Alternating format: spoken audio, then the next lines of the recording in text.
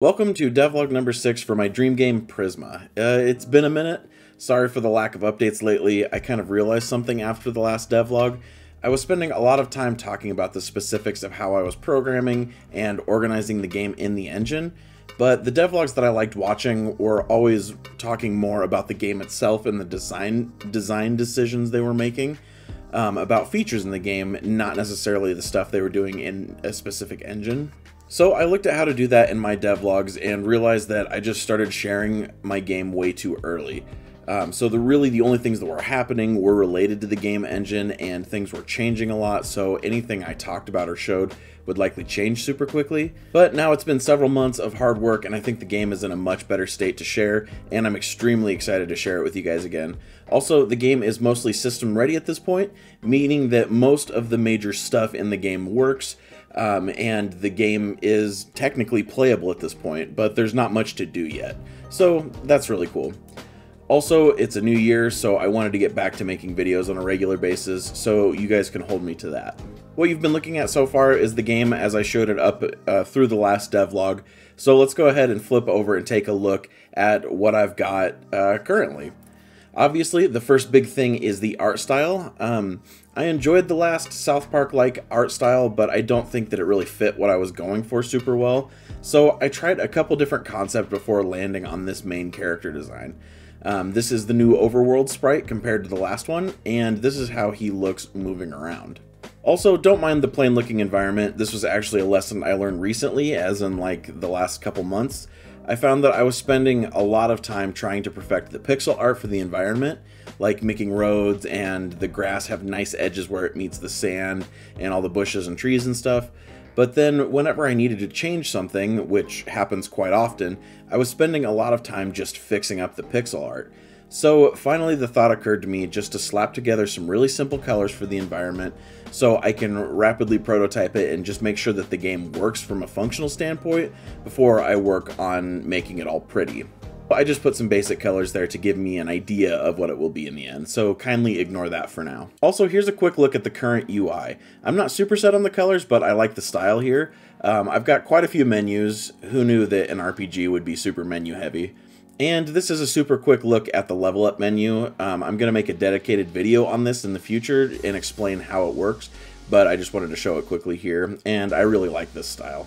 And here's a look at the new battle scene. You'll have to ignore the plain background again, but functionally it's working pretty well. I've got some basic pixel particle effects, and the battles can fully play out with experience and everything granted afterwards. Okay, so before we get too far in the video, I wanted to introduce a new segment that I hope to continue in future videos, and that is a new Prisma reveal. In the last video I shared 12 Prisma, so let's add one more to that list. This is Macalet, a water type snake Prisma. I think he'll also gain a toxic typing later in the evolutions, but for right now he's just this cute little water guy. The name is pretty straightforward. It comes from a water moccasin for the first part, and the let is just because he's a small boy, you know, like a piglet or something. I'm thinking he'll be found near the starting area in streams and rivers to give the player an early choice of water types. Next up, I wanted to showcase a new feature. One of my favorite things about some of the Pokemon games is when they let one of your Pokemon follow you around in the overworld.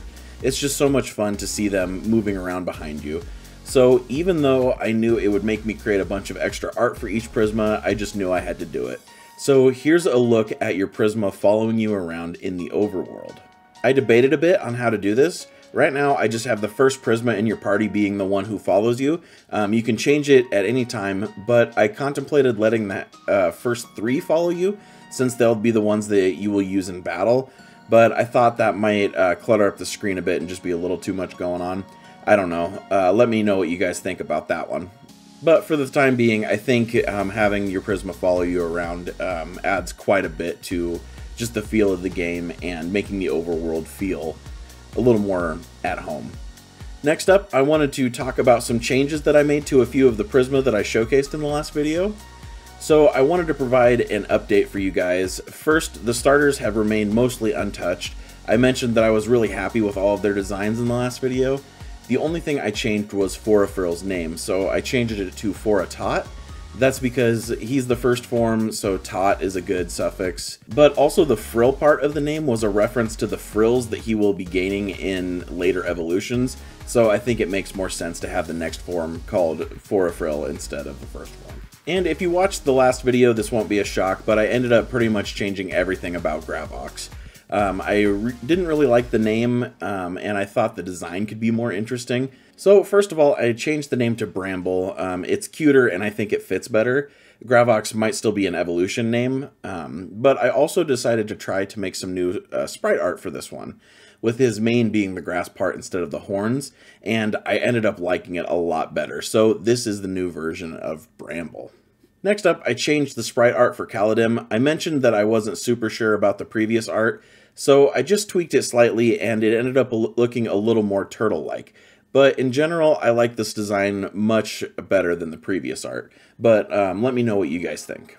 And finally, Pterodon. I didn't talk much about this one in the previous video, but I think it was the one that I was the least happy with from the first 12. The concept that I went with was a land shark that was a little more dog-like, and where I ended up landing was this weird stumpy bulldog style land shark, and just generally I was not happy with it. So I pretty much scrapped the entire thing and started over. First, I changed the name to Terrabee, just following suit from some of the others. I think Terrabee is better for a first form, and then Pterodon can be one of the evolutions. And here is the new art for Terrabee. It's much cuter, and I think it still fits the mix between a land shark and a dog pretty well, but I'm much happier with it. This one went from being one of my least favorites to one of my most favorites, so I'm pretty happy with it. And finally, I've been focusing quite a bit on NPCs.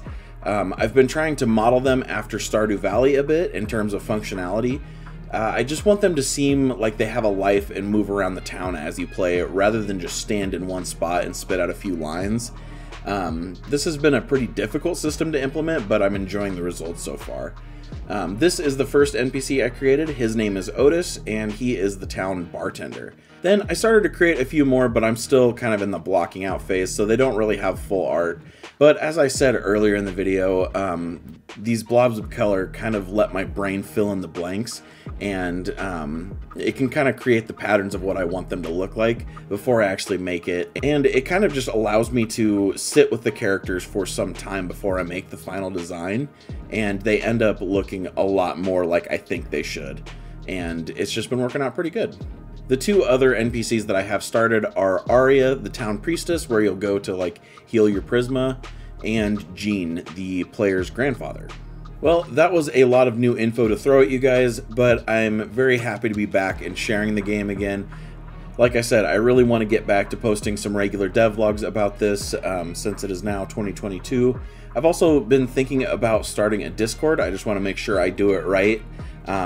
I haven't really used Discord for community things like this, so maybe I'll join some other game dev Discords and just kind of see what goes on there, because I think that could be really beneficial for having a more direct link to you guys. And I think that would be a good thing. So I will leave it there.